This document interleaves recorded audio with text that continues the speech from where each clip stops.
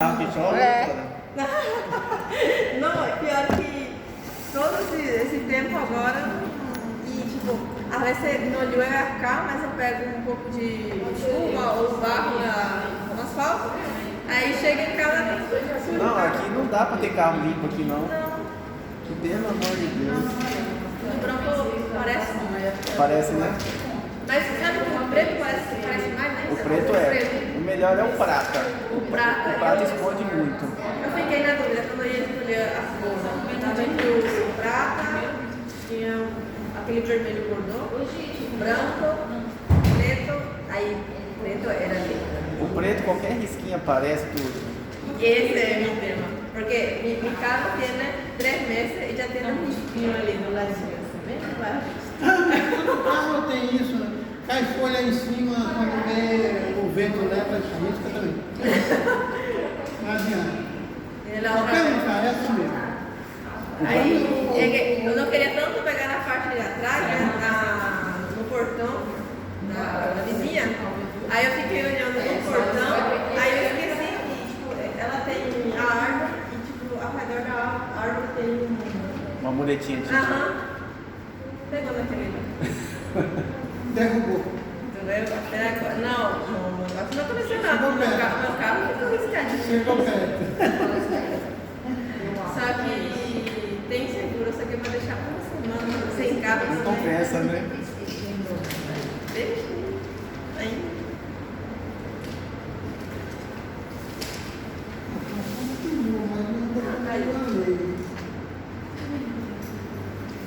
Acho aqui melhor, porque quando eu coloco na outra aula só tem aqui o carregador. Coloco aqui e quando eu estou vendo tá tudo bem. Vai te atrapalhar aí, doutora? Não, porque eu estou usando o negócio. Terminamos la clase pasada, ¿sí? Sim. Graças a Deus. El otro ya coloqué en el SIGA, está de enfermedad infecciosa que también ya está.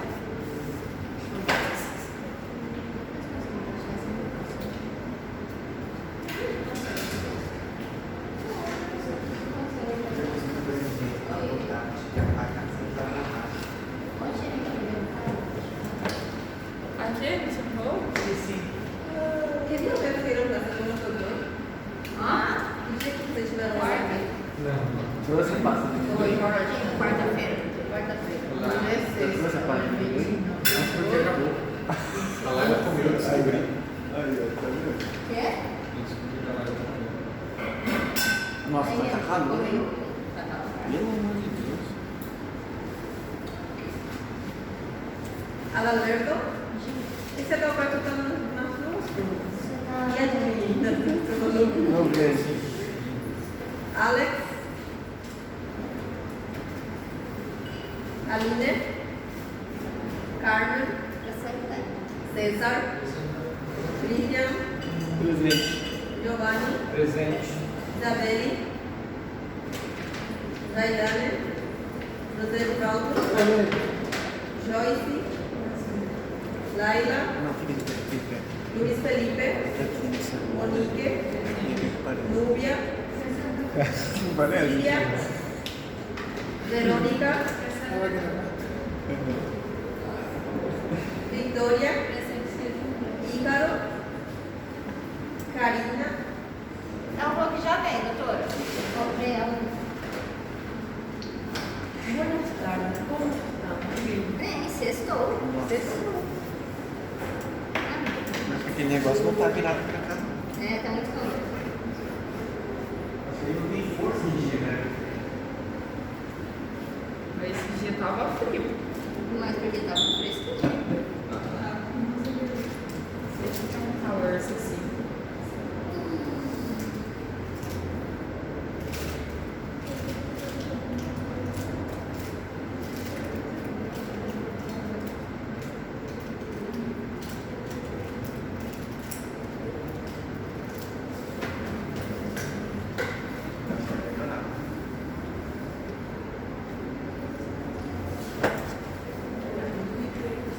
Tá vindo agora. Tá. Tá vindo agora.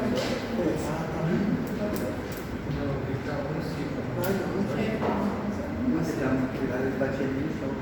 Não, passa. fez propaganda. Sou tudo gringo.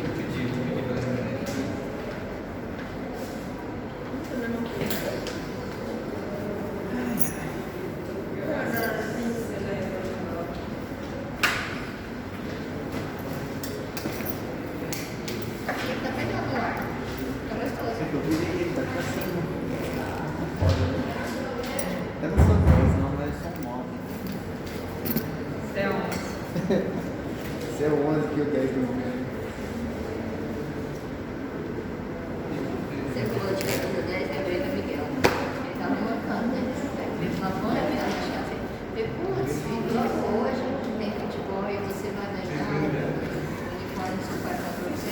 Ah, não, você manda você escreveu melhor. Isso que fazer assim. Ah,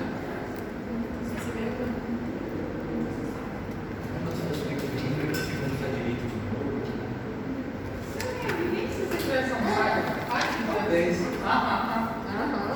ele ia vir. 15 1.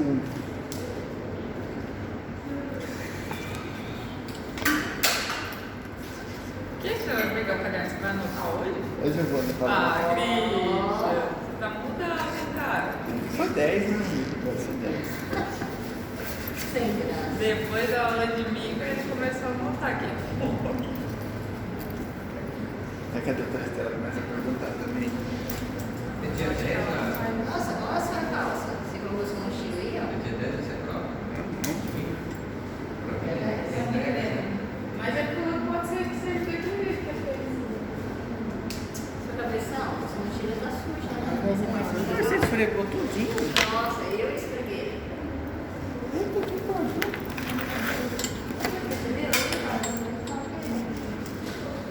Vou ficar fazendo lugar em casa.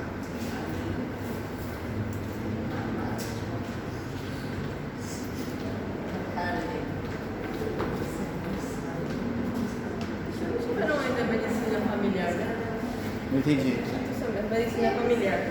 Não. Não.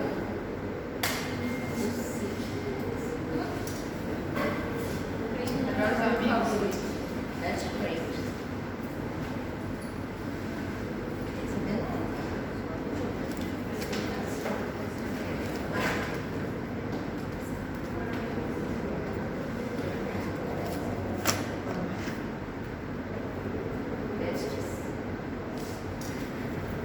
Bueno, ¿qué más traes? El día de hoy vamos a estar hablando de lo que serían los receptores sensitivos. Cuando hablamos de receptores sensitivos, vamos a estar hablando de lo que sería la parte del tacto, gusto, auditiva y visual.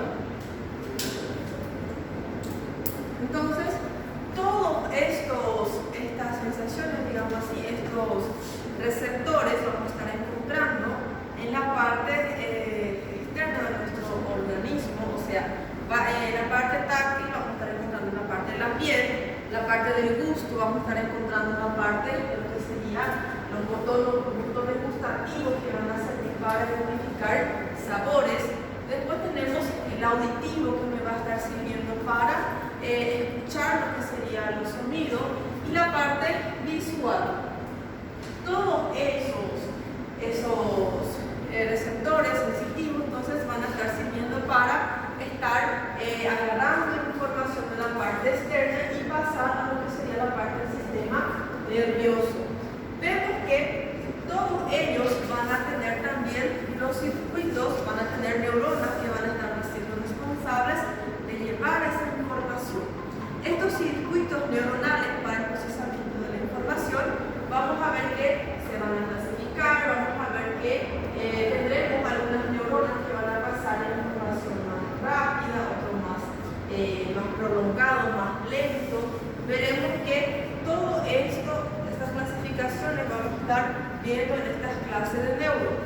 Cuando hablamos entonces de la parte de receptores sensitivos, la parte sensitiva, entonces vamos a ver que todas esas percepciones externas que nosotros vamos a estar teniendo contacto van a pasar a la parte interna de nuestro organismo, llevando lo que es el estímulo, llevando lo que es ese Ese estímulo es la parte interna.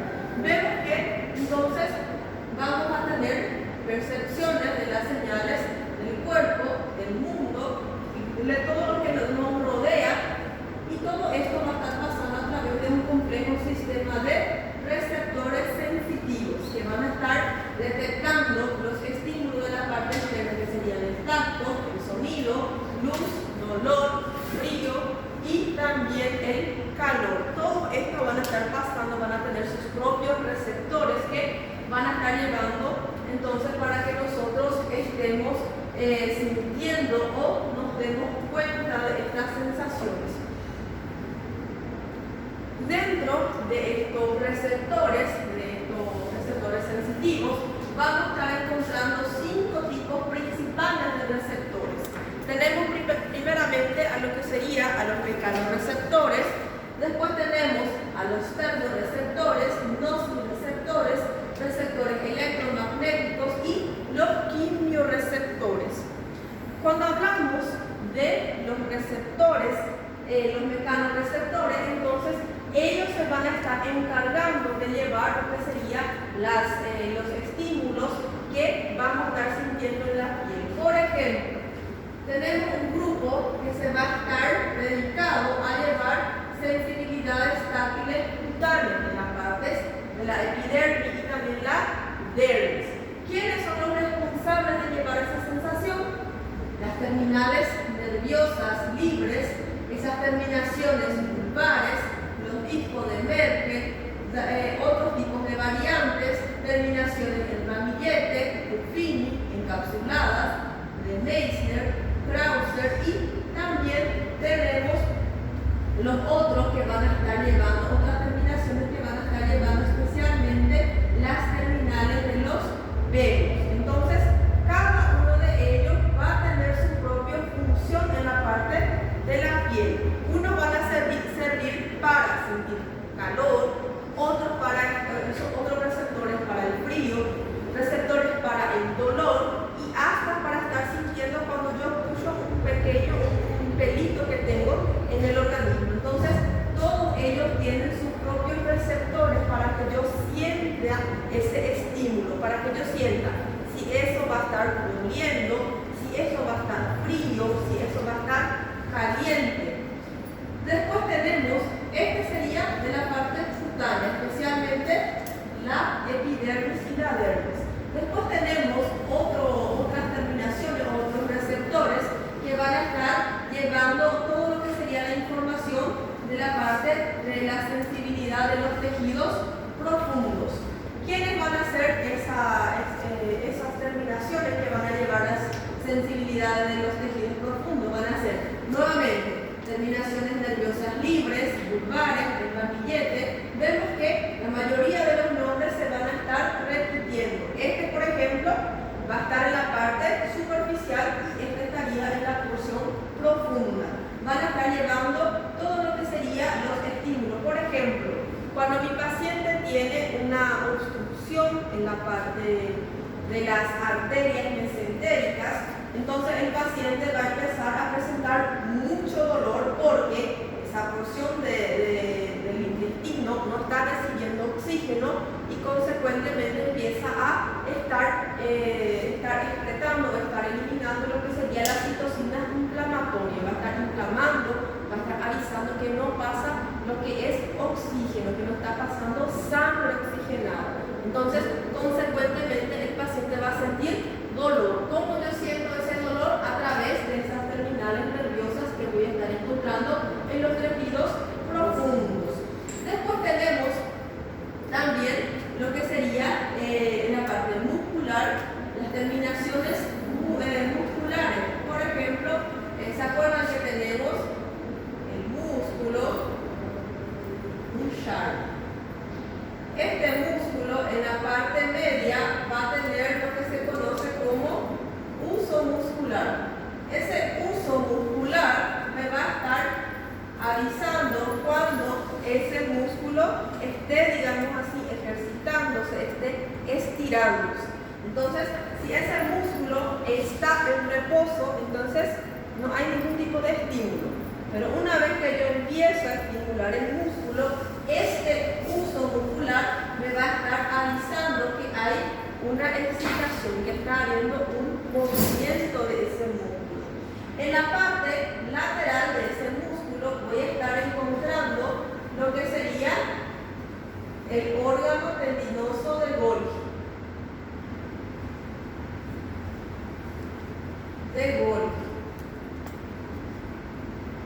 Este órgano tendinoso de Golgi, entonces voy a estar encontrando en la parte periférica o distal de ese músculo.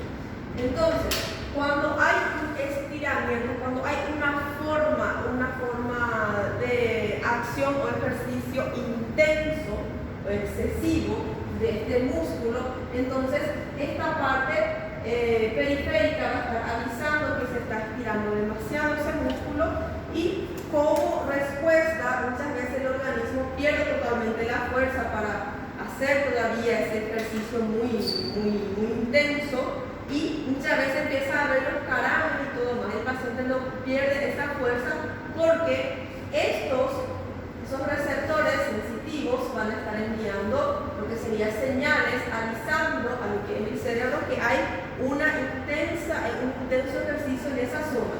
Si ese músculo, mismo cansado, demasiado cansado, pero continúa trabajando, entonces puede ser que haya un rompimiento de esas fibras musculares. Entonces eso nosotros no queremos. Por eso es que cuando estos receptores nerviosos ven que hay un ejercicio muy intenso, entonces él empieza a trabajar de forma análoga. ¿Qué quiere decir eso? En vez de excitar más ese músculo, empieza a inhibir para que eso se conoce como una retroalimentación, porque hay una fuerza excesiva que se está poniendo en ese músculo. Si yo coloco más fuerza todavía, entonces puedo estar dañando el músculo, dañando la parte de la fibra muscular. Para evitar eso, yo voy a estar inhibiendo esa excitación excesiva y por eso el músculo a veces, no conseguimos más hacer, el músculo ya está incapacitado para continuar haciendo ese ejercicio muy intenso. Eso sería como si fuera un mecanismo de defensa de la parte muscular para que así se evite un daño, un rompimiento de esa zona muscular. Entonces, veremos que ese músculo también va a tener lo que sería sus terminaciones o sus receptores, que van a ser los usos musculares en la parte media y los receptores tendinosos de Golgi que van a estar en la parte periférica, al lado de lo que es la parte más gordita de ese músculo. Y vamos a ver también que dentro de esos mecanorreceptores vamos a estar encontrando en el oído lo que serían los receptores acústicos de la cóclea. Tenemos que estos receptores acústicos de la cóclea no es solamente, o no tiene solamente, la parte auditiva no tiene solamente función de escuchar, sino que tiene la función de equilibrio. Por eso es que si nosotros estamos deitados, después, ya debo ahora, había sido, te asustas, te levantas con todo, te quedas medio, porque dentro de esa cóclea nosotros tenemos un líquido llamado linfa. Entonces, él estaba en reposo y de golpe te levantas y antes que él se quede equilibrado, entonces te quedas un poco tonto hasta que él se equilibre. Por eso es que el paciente que tiene la adenoiditis, que tiene esa afectación en esa linfa, entonces por eso el paciente anda mareado, siempre está mareado, parece que siempre está todo girando para el paciente y cuando anda de esta manera, se queda súper mareado porque afecta el equilibrio de este paciente. Y vemos también en la parte cóclea y los receptores en la parte vestibular que van a estar trabajando con la parte del equilibrio para equilibrar lo que sería también la parte acústica, y también vemos que esos mecanorreceptores van a tener una función, digamos así, en la parte de la presión arterial. ¿Se acuerda de los varoreceptores que vamos a estar encontrando en los senos carotídeos y en la parte de la pared aórtica? Entonces ellos sirven para estar equilibrando la presión arterial. Si yo empiezo, justamente llegó domingo, hay una corrida de tantos kilómetros. Yo no estoy preparada para ese tipo de corrida, pero yo quiero hacer la corrida, agarro, me voy. Llega un momento que parece que voy a perder el fólico, parece que, Dios mío, el corazón va a salir por la boca y todo más. Entonces, para que mi cuerpo esté equilibrando toda la presión arterial y todo más, entonces va a estar activando esos vasoreceptores. Eso también pasa mucho cuando el paciente tiene un aumento exagerado de la presión arterial y justamente nos tiene que llevar a ese paciente a la urgencia. Entonces, porque si el paciente tiene presión arterial alta, está en una crisis hipertensiva, no es para dar sal para él, ¿eh? Si da sal, va a aumentar más todavía la presión del paciente. Entonces, si el paciente está con una hipertensión, con una crisis hipertensiva, hasta llevar al paciente hacia la parte del hospital, nosotros podemos realizar lo que es el masaje carotídeo. Realizando ese masaje carotídeo, entonces va a estar disminuyendo un poco más lo que es la presión arterial de este paciente hasta llegar al hospital. Yo escuché, mi profesor está dando clase acá a la hora y todo lo que es la palabra que es en singular, él eleva todo como plural, coloca ese y todo que hay acá, ¿no? Ahora él está dando clase y yo también estoy así, colocando eso en todo lugar.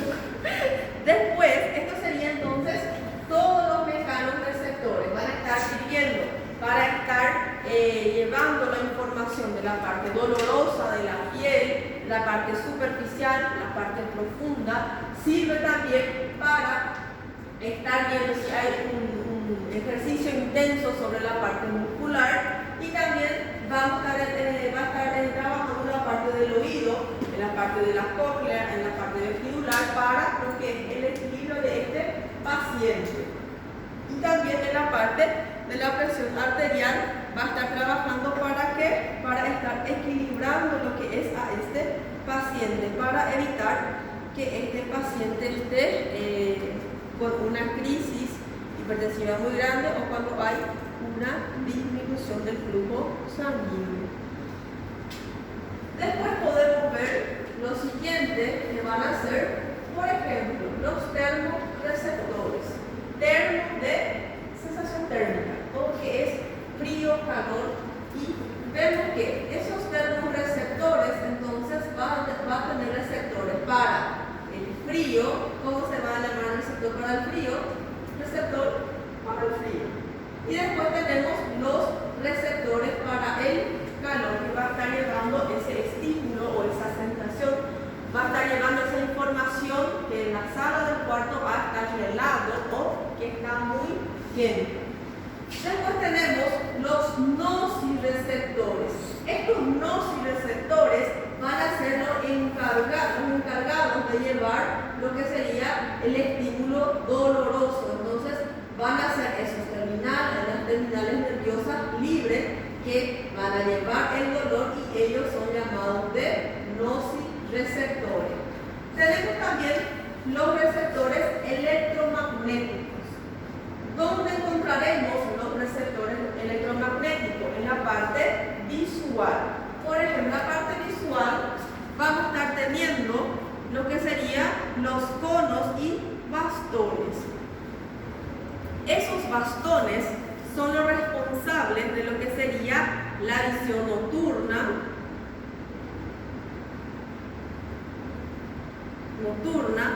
es el responsable de estar viendo más la parte periférica de la visión.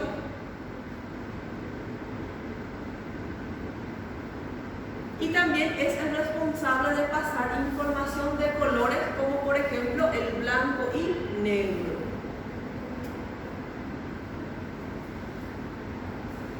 Después tenemos a los conos.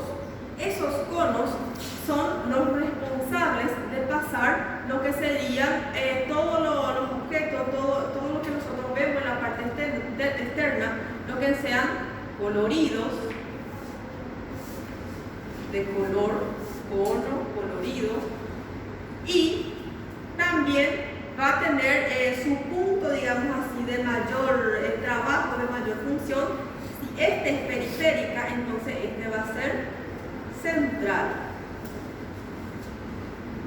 Y me va a estar ayudando para ver todo lo que serían los colores o todo lo que sería colorido. Blanco y negro es de bastón. Los conos se responsabilizan de lo que sería la parte central de la visión y también de estar viendo, de estar determinando los colores. Vemos que estos conos y bastones, en la parte de la visión, va a trabajar en la parte de la retina y me va a servir para pasar información a la corteza. ¿Qué información le pasa? ¿De qué color es la blusa de Monique? ¿De qué color es la blusa de Karina? Entonces, para todo eso, yo voy a estar, llega la información de la parte externa, pasa lo que sería la parte visual, la parte de la retina, los conos y bastones en la retina van a estar recibiendo esa información y van a estar verificando.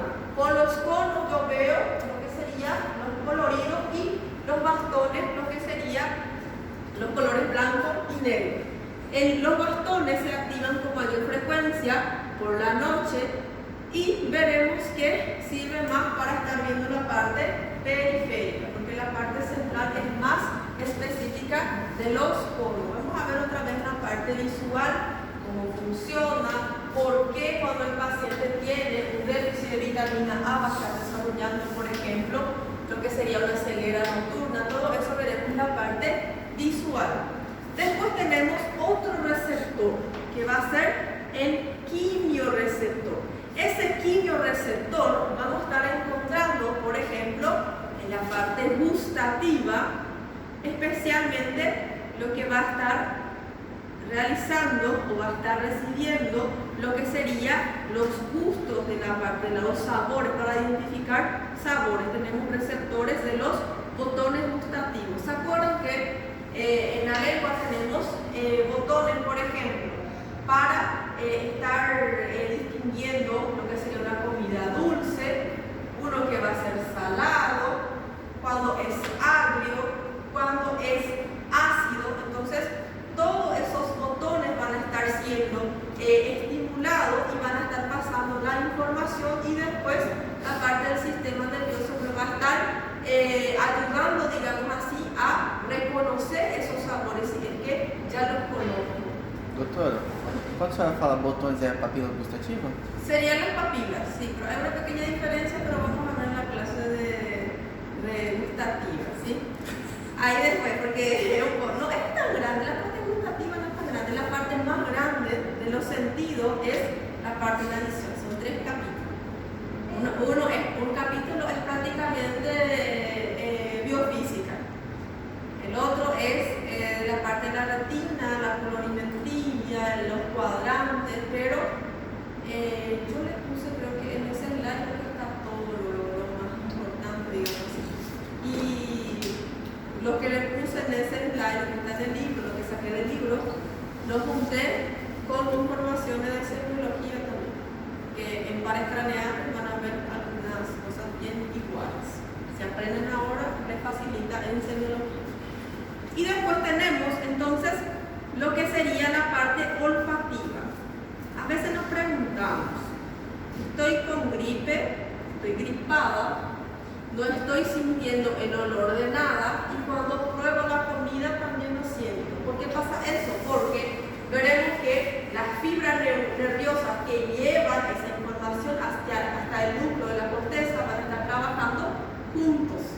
Entonces, si uno está afectado, prácticamente al otro también le cuesta pasar la información. Entonces, por eso es que el paciente, por ejemplo, el paciente que tiene una secuela post-COVID, tiene una disminución o tiene una anoxia, no está oliendo nada, no consigue distinguir olores, ve todo ahí la comida, pero no huele nada. Y cuando prueba la comida, también no siente nada. Entonces, porque vamos a ver que las fibras que llevan toda esa información trabajan juntas, llevan la información al mismo núcleo. Entonces, si uno está dañado, al otro también le cuesta llevar la información.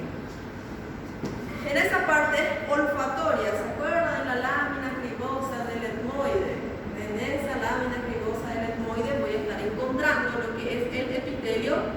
olfatorio. En ese epitelio olfatorio voy a estar encontrando los receptores para la parte olfatoria, para llevar lo que es la información de todo lo que sería todo lo que olemos hacia la parte del sistema nervioso.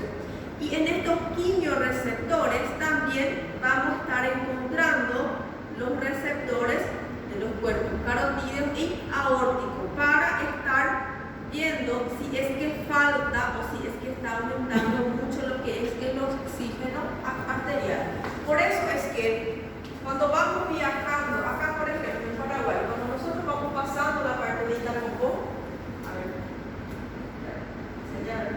cuando estamos pasando de Itapopó, entonces empieza a haber un cambio en lo que sería en los gases arteriales, lo que sería el oxígeno.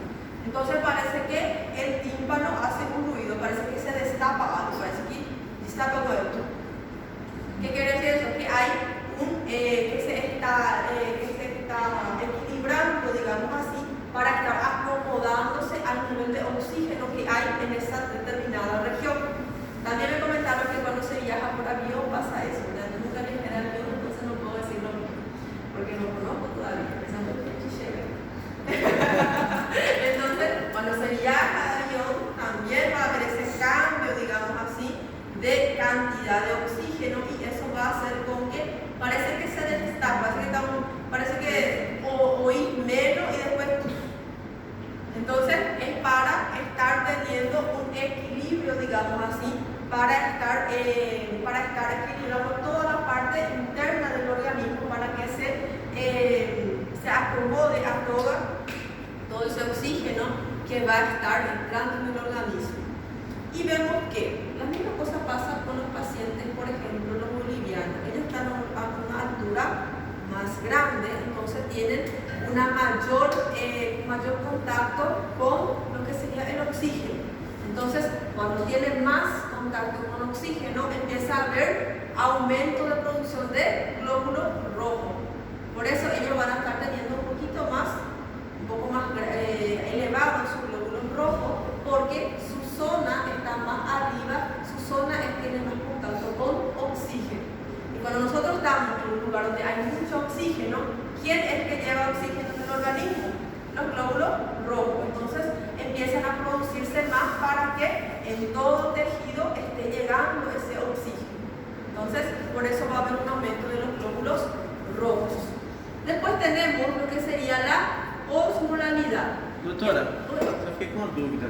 Quanto maior a quantidade de oxigênio, maior a quantidade de glóbulos? Sí, porque va a estar aumentando la producción para llegar a todo, para que no haya una Eu achei que era o contrário, porque como na altitude tem menos oxigênio, precisa mais de glóbulos para transportar mais. Sí, también hay pero sí hay ahí hay una dificultad de salir de la parte del organismo del paciente. Entonces, depende mucho también de cuánto el paciente ya está acostumbrado con ese lugar. Pero cuando hay más, generalmente se produce de forma de mucha cantidad para conseguir. Y después tenemos lo que sería la osmolalidad. Esa osmolalidad veremos que va a estar, por ejemplo, toda la sustancia, los elementos que tenemos en el organismo. Cuando hay un aumento, entonces el organismo ya empieza a ver que hay más sustancia, por ejemplo, hay más dióxido de carbono, hay más proteína, hay más aminoácidos, hay más glucosa. Entonces, todo eso va a estar avisando lo que es la parte de las neuronas de los núcleos supraópticos y las mediaciones. Después tenemos, cuando aumenta lo que es el dióxido de carbono en la parte sanguínea, entonces veremos que en la parte del bulbo raquídeo y también en los cuerpos carotídeos se va a estar pasando esa información. Entonces, cuando hay aumento de dióxido de carbono, mi organismo empieza a ver que hay un cambio en la acidosis y empieza a realizar que empieza a respirar más el paciente y todo más para conseguir hacer con que entre más oxígeno y esté sacando más dióxido de carbono de su organismo. También, como les dije, me va a estar avisando cuando hay aumento de glucosa en la parte sanguínea, los aminoácidos, ácidos grasos sanguíneos, y estos van a estar dados, van a estar siendo avisados a través de los receptores en el hipotálamo. Entonces, todos estos receptores del organismo se van a estar conociendo como receptores sensitivos. Los receptores sensitivos se van a estar dividiendo en 5 grupos, en lo que serían los mecanorreceptores, los termorreceptores, los quimioreceptores y también los receptores electromagnéticos y nociceptores. Entonces, van a tener sus funciones específicas para conseguir también estar equilibrando la función del organismo. Todos estos receptores van a estar